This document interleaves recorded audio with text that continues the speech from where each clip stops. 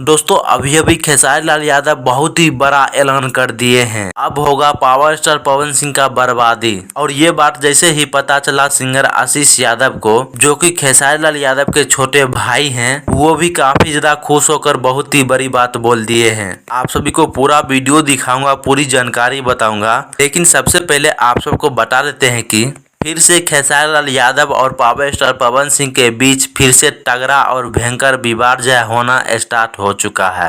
आप सभी को पता है कि कुछ दिन पहले पावर स्टार पवन सिंह खेसारी लाल यादव मिल चुके थे, लेकिन भाई फिर से पहले के ही जैसा विवाद होगा, ये बहुत ही बड़ा ऐलान कर दिए हैं खेसारी लाल यादव। और ऐलान करते हुए ये भी बोले कि मैं 15 तारीख को लखनऊ में इवेंट रखने वाला हूँ, वहाँ पावर स्टार पवन सिंह को भरदम रे लेंगे। और ये बात जैसे ही पता चला आशीष यादव को, वो काफी ज्यादा खुशी होकर बोले कि वाह भैया बहुत अच्छा किए,